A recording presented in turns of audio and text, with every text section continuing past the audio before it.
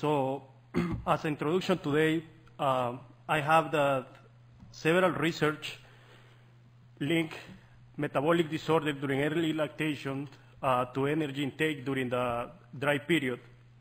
And we have that there has been a big debate if feeding high energy diets or moderate energy diet and also low energy diet during the transition, during the dry period. And controversy arises whether controlling energy intake during the dry period will compromise cow performance after parturition. To evaluate that assessment, that statement, we set up a research, in which part of it was to assess if controlling energy intake during the dry periods has a negative effect on cow performance in blood metabolites during the transition period. And a second objective was to evaluate if cows fed a restricted energy diet performed similar to cows fed a controlled energy diet. So we used 27 multiparous hosting cows. Those cows were dry off 50 days before calving, and they were balanced by lactation and body condition score. During the dry off, those cows were housed in the free stall. Then, when they were close to calving, they were moved to an individual box stall, and then after calving to the day 20 day after calving, they were in a tie stall facility. So we have three experimental treatments, three dietary treatments in a randomized block design from dry off to calving, where diet one was a high energy diet fed at libitum, and the diet was formulated to supply 160 to 180% of the NRC requirements. And then we have a control energy diet that was a high fiber diet that served as a control, fed also at libitum, and to supply 100% of the energy requirements. And the restricted energy diet, which was fed or formulated to supply 80% of the energy requirements, and was basically fed as, controlling the intake of the high energy diet. And after calving, all the cows were fed a single lactation diet to supply 100% of the energy requirements or more. So here is a table with the composition of the diets. We have the diets were pretty similar in nutrient content, except for the net energy of lactation or the energy density. So that control diet had a 138 megacalories per kg, while the high energy diet was a little higher. It has 158 megacalories per kg.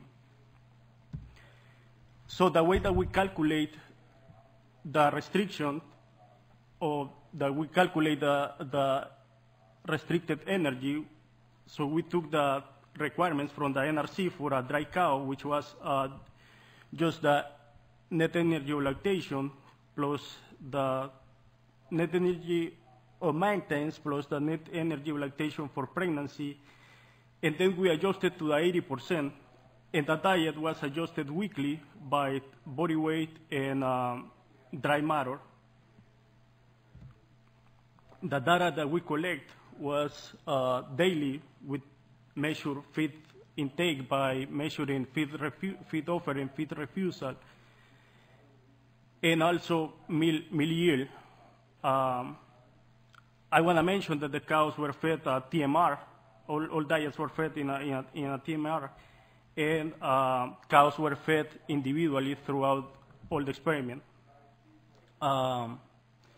Weekly, we took body weight, body condition score, and feed samples were taken from the ingredients and the diets weekly, composite by month, and then send it to analyze. Same for meal samples. Meal samples were taken twice weekly, composite by week, and then send it to analyze. So blood samples were taken from tail vein, from the tail vein, and those were taken once per week from the dry off to 21 days before calving, and then from here 3 times per week until calving. And once the cow calved, we took daily blood samples until day 5 after calving, and from here we took again 3 times per week until 21 days after calving. We also took liver, adipose, and skin biopsies 14 days before calving, and again 14 days after calving. This part was to assess insulin resistance in those in the cows, and to do that we perform a glucose tolerance test and an insulin challenge. So the glucose tolerance test, we infuse glucose at the rate of 25 grams per kg of body weight, and it was done at 8 days before calving, and again 8 days post-calving. For the insulin challenge, we use insulin at a dose of 0.05 international units per kg of body weight, and was done at 6 days before calving and 6 days post-calving. So this figure shows how we did the infusions. We start bleeding 30 minutes before the infusion, then 15, then 5. We perform the infusion, and after the infusion, we start bleeding 5 minutes, then 10, 15, then 30, then an hour, and then 2 hours later. This data has been analyzed and still is being analyzed, and it will be presented later on and, in the annual meeting at ADSA. Blood samples were analyzed for calcium, magnesium, BHBA, glucose, insulin, and NIFA. And meal samples were analyzed for protein, fat, meal urea nitrogen, lactose, and somatic cell count. Data that I will be discussing today is the production part, and also I'll be talking a little bit about blood metabolites, which is the part of calcium, magnesium, and BHBA. So the data were analyzed using prod mix procedures in SAS, where initial measurements were used as covariate, and repeated statement used for measures account for time and cow within treatment as subject. And covariance structure yielding the lowest IK was used, and cow was specified as random effect. So when we see the results, I want to show the performance parameters first. And we have that there was a treatment difference, a significant treatment difference on dry matter intake and body weight prepartum as expected. But we didn't find difference postpartum on dry matter intake, body weight, and body condition score. Similarly, after calving, when we see the production parameters, there wasn't a difference in control energy intake for in production for, meal yield and meal components. So those cows that were control fed, they behave or similarly to cows that they were overfed or they have a high energy diet during the dry period. So when we take a look to the dry matter intake prepartum, we see that cows that were fed a high energy diet, and a control energy diet ad libitum, they have a greater dry matter intake. and they increased the dry matter intake during the transition during the dry period, and right a few weeks before calving they started decreasing the dry matter intake. But cows that were restricted fed, they keep constant through the dry period.